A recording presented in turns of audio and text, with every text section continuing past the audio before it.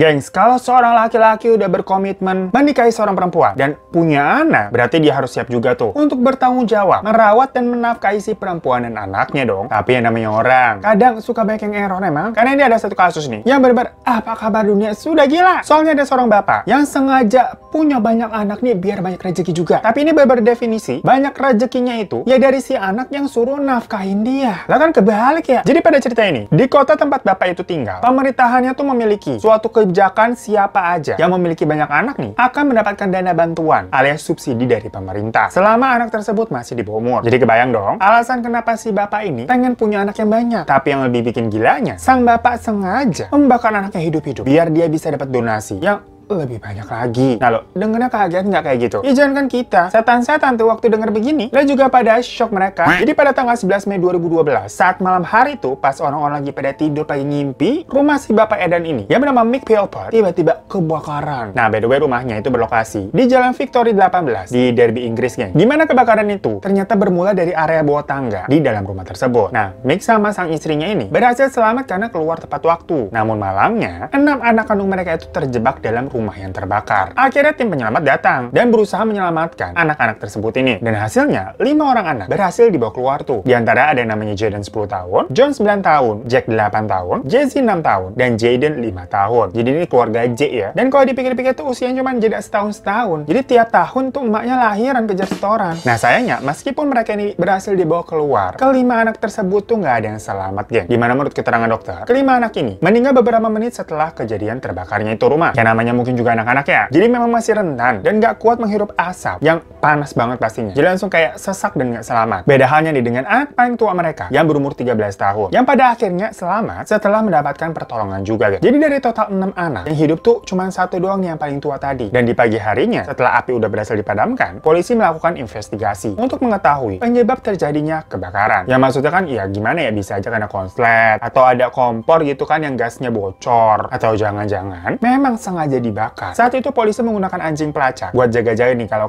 ada hal-hal atau benda-benda yang tertimbun yang bisa menjadi petunjuk kebakaran. Dan bener aja di situ anjingnya menemukan dia mencium kayak ada sisa-sisa bensin yang disebarkan di area bawah tangga. Dengan penemuan tersebut, polisi ini yakin kalau peristiwa itu merupakan peristiwa yang disengaja atau bahkan direncanakan. Dimana berarti ini ada seseorang yang sengaja tuh nyebarin bensin di dalam rumah dengan cara menyemprotkannya. Saat dimintai keterangan, sang pemilik rumah nih, Bapak Mick tuh langsung memberi pernyataan bahwa dia yakin katanya orang yang melakukan hal itu adalah mantan pacarnya yang bernama Lisa Will. Karena mereka emang gak akur aja gitu dan putusnya gak baik-baik katanya. Makanya kalau lu putus sama pacar lo baik-baik, lu kebiasaan sih. Tapi kan pada waktu itu gue masih sayang ya, kenapa diputusin? Maaf jadi curhat. Ya udah, mendengar pernyataannya si Mick, polisi bergegas tuh menangkap si Lisa untuk dimintai keterangan kan. Tapi ternyata si Lisa ini memiliki alibi yang kuat, geng. Dan jadinya polisi gak bisa menahan dia. Nah, by the way ini kan kejadian di kota kecil ya. Jadi berita mengenai kebakaran itu langsung menyebar ke seluruh kota. Apalagi di sini banyak korban jiwanya. Banyak orang yang jadi bersimpati. Salah satunya adalah pemilik supermarket yang ada di daerah situlah. Jadi suatu pagi ini sang pemilik supermarket tuh melihat Mick datang ke tempatnya menggunakan baju yang hangus bekas kebakaran semalam tuh. Makanya kan kayak ngeliatnya kesian banget ini orang. Jadinya dia berniat ngasih baju yang dia jual di tokonya. Kan baik tuh dikasih gratisan. Tapi saat itu Mick ini menolak mentah-mentah, geng. Sambil bilang,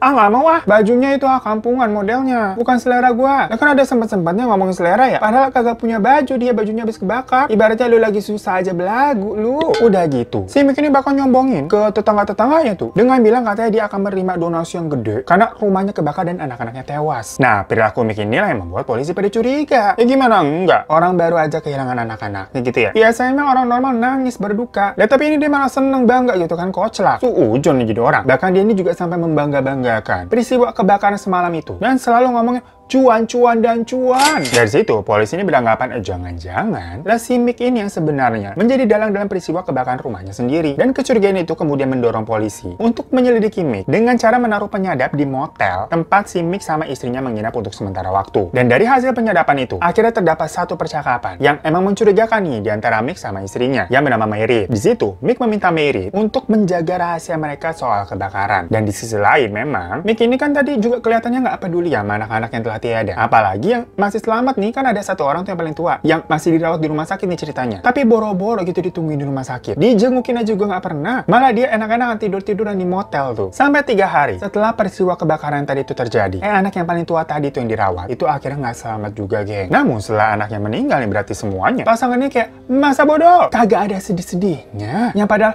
hei bapak ibu, anaknya itu mati semua loh. Sampai akhirnya Mick dan Merit ini mengadakan sebuah konferensi pers mengenai peristiwa kebakaran yang merenggut semua nyawa anaknya itu. Soalnya ini udah jadi kayak berita yang besar ya. Kayak serem banget gitu dengernya, kayak rumah kebakaran semuanya tewas. Nah di situ baru deh kayak Mick sama Merit ini kelihatannya seduh nangis mewek-mewek karena ada kamera. Nah tapi kan polisi emang udah curiga di awal nih, karena ini dilihat baru nangis sekarang, kemarin kemana aja lu? Perasaan kayak happy-happy aja, mentang-mentang sekarang ada kamera. Soalnya bener aja setelah acaranya selesai konferensi persnya tuh, lah Mick ini balik lagi ke sifat kayak biasanya, langsung happy lagi hidupnya. Bahkan dia tuh masih sempet-sempetnya merayu polisi wanita yang ada di situ tuh. Setelah selesai acara, kan kayak kita pengen cubit gitu ya, om-om begitu ya, pakai gunting rumput. 3 hari setelahnya, polisi kemudian menangkap nih 2 orang yang dicurigai sebagai pelaku kebakaran. Yang satu ada pria ini berusia 45 tahun, dan yang satu lagi berusia 49 tahun. Tapi yang pertama ini 45 tahun akhirnya dibebasin karena nggak terbukti bersalah. Sedangkan yang kedua yang 49 tahun itu bernama Paul Mosley yang akhirnya tetap ditahan dan dijadikan sebagai salah satu tersangka pembakaran rumah. Dan setelah diinvestigasi, ternyata bener si Paul inilah yang membakar rumah itu, gengs. Akan tetapi semuanya itu atas request dari si Mick, dimana si Paul ini ternyata merupakan teman baiknya si Mick. Setelah deal-dealan tuh, walaupun setuju atas rencana gila temennya, dengan imbalan katanya dia ini bisa mantap-mantapan dengan Merit alias istrinya si Mick dikasih, gengs. Wah,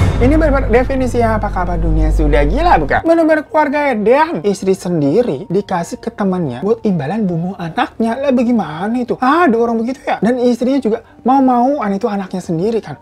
Nggak ngerti gua. Makanya nggak heran kan kalau dari awal nih gue bilang, setan aja dengernya udah geleng-geleng juga, gagal paham. Dan karena motif Paul ini sudah terungkap ya, akhirnya ya udah si Mary sama Mick ditahan juga sama polisi. Dan sebelum menginterogasi mereka berdua, polisi pasti ngecek dulu kan latar belakang kehidupan mereka tuh kayak apa sih, kok sampai bisa error begitu kelakuannya. Ternyata polisi menemukan bahwa Mick itu dulu pernah dipenjara juga atas kasus percobaan pembunuhan. Jadi waktu usianya 20 tahun tuh, si Mick punya pacar nih bernama Kim Hill, yang saat itu si Kim ini berusia 16 tahun. Nah mereka kemudian pacaran tuh selama 2 tahun. Tapi lama-lama Kim ini merasa kalau gaya pacaran mereka tuh udah kayak nggak sehat, gengs. Dimana Mick ini suka melakukan KDRT. Nah bayangin aja, Mick itu pernah memanah pahanya Kim dengan busur karena si Kim ini memakai rok yang sangat mini menurut si Mick. Lah kan kacau banget tuh. Bayangin misalnya lu berantem nih sama pacar lu nih, pacar lu bilang, yang jangan pakai baju itu, keseksian, ganti-ganti.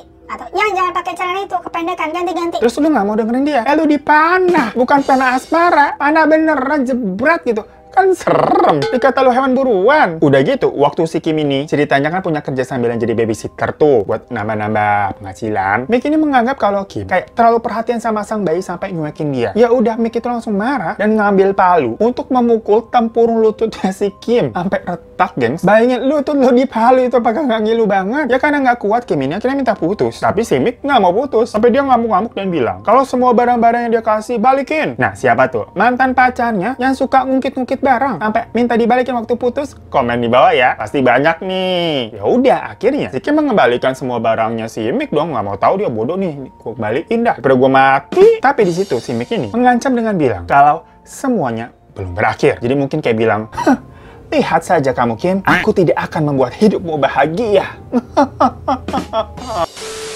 Suatu malam, Mick ini datang mengendap-endap ke rumahnya si Kim. Nah, Mick ini sengaja memang datangnya malam-malam karena tahu nih, ayahnya Kim itu kerjanya memang shift malam, jadi nggak ada di rumah pada saat itu. Nah, melihat Kim ini udah berhasil masuk tuh lagi tidur nyenyak, si Mick ini langsung menusuk si Kim sebanyak 27 kali, gengs. Nah, ibu Kim yang mendengar anaknya teriak kan ditusuk, datang tuh nyamperin ke kamar. Karena kepergok nih, ibunya juga ikutan dibacok sebanyak 17 kali. Lah emang udah psikopat kan berarti si Mick ini dari dulu. Tapi untungnya, Kim sama ibunya itu berhasil selamat. Tapi karena tusukannya sebanyak itu ya, mereka ini sampai menderita kelainan permanen di beberapa organ tubuhnya, kan serem banget. Dan atas percobaan pembunuhan itu, Mick didakwa 7 tahun hukuman penjara. Tapi sebelum genap 7 tahun, ya kira-kira baru sekitar 3 tahun 4 bulanan gitu, si Mick ini dibebaskan karena dapat remisi. Sampai di tahun 2001, mantan pacarnya Mick yang tadi namanya Lisa tuh yang dituduh sebagai pelaku kebakaran, itu ceritanya dihamilin, gengs, dulunya sama si Mick. Tapi ditinggalin begitu aja alias kagak tanggung jawab. Soalnya waktu itu sebenarnya Mick ini udah pacaran sama Merit dan akhirnya mereka menikahkan tuh. Tapi saat pernikahannya anehnya nih, si Lisa mau-mau jadi bridesmaid mereka. kebuka. Emang udah kacau banget nih emang orang-orangnya. Gagal paham gue sumpah. Ya soalnya gimana pun juga, si Lisa ini ternyata jadi kayak semacam simpenannya Meg gitulah walaupun tidak dinikahi. Dan ternyata memang Merit ini nggak keberatan juga kalau suaminya punya simpenan atau main sama Lisa gitu. Tahu si Merit ini. Jadi emang kayaknya mereka ini jenis pasangan yang punya kegiatan gonta-ganti sesama pasangan gitu loh, geng. Jadi nggak heran si Merit itu mau-mauan juga dipakai sama si Paul yang temennya Meg tadi. Cuman mungkin akhirnya nih ada semacam pintu hidayah gitu ya, dimana mata batinnya Lisa ini kebuka. Ya akhirnya dia memutuskan untuk pergi dari kehidupan Meg walaupun dia udah punya 4 anak dari dia. Aja gila nggak tuh punya hubungan terlarang tapi anaknya sampai 4. Namun lagi-lagi hal itu memicu kemarahannya Meg nggak mau ditinggalin. Soalnya kepergian Lisa otomatis akan membuat pemasukannya berkurang karena kan 4 anaknya dibawa tuh. Sementara si Meg ini kerjaannya ngambilin uang dari subsidi anak-anaknya itu. Habisnya ini bikinnya nganggur, gengs, pengangguran kelas kakap yang emang nggak mau kerja dari dulu, rebahan doang hidupnya. Pokoknya dia ini kerjaannya sengaja memanfaatkan dana subsidi pemerintah untuk anak-anaknya itu buat keperluan dia pribadi. Makanya sebenarnya Meg ini udah nikah sebanyak 3 kali. Dan dari pernikahan semuanya itu punya banyak anak juga dari tiap istrinya. Bahkan kalau di total, pokoknya anaknya itu mencapai 15 orang, geng. Dimana Meg ini tuh berencana mau mendapatkan rumah yang lebih bagus lagi setelah membakar rumahnya sendiri. Karena abis itu dia mau membuka sebuah donasi tentang kayak kisah kematian anaknya dan membeli rumah yang baru dari donasi itu. Dan juga pastinya kejadian tersebut bisa mendapatkan semacam uang bantuan juga dari pemerintah. Meg juga ngasih iming-iming ke temannya si Paul tadi dengan mengatakan kalau Paul nih gak bakal dia lu keseret-seret dalam kejadian kebakaran itu, nanti udah tenang aja. Dan dia berencana menjadikan Lisa memang sebagai kambing hitamnya. Tapi ya ternyata rencananya kebongkar semua kan sama polisi. Dan setelah melalui persidangan, hakim kemudian memutuskan bahwa Merit, Paul, dan si Meg itu bersalah. Pokoknya Merit dan Paul ini mendapatkan hukuman 17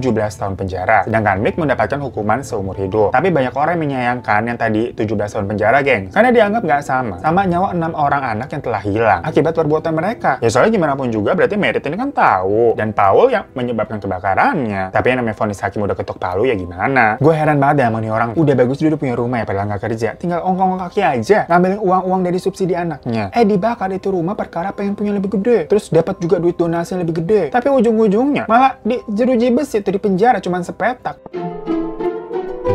So gengs, itu sebuah kisah jadi orang tua yang kurang paham ya. Ada orang tua yang kelakuannya kayak begitu. Jadi nggak selamanya nih istilah anak durhaka itu valid, gengs. Kalau ceritanya begini, siapa yang durhaka? Anak dijadiin ATM, terus yang lebih-lebih itu dibakar. Dikata itu anak yang bakar Mas Mono apa gimana? Kalau orang nggak bersyukur, suka nggak puas mulai emang begitu tuh. Mau rumah yang lebih gede, malah dapatnya rumah sepetak doang tuh seumur hidup lagi di penjara. Tapi yang gue heran ya ini kelakuannya bapak sama ibunya loh. Bukan salah satunya. Yang mana itu anak sendiri, mana ibunya juga mau-mauan aja dipakai sama orang lain kan.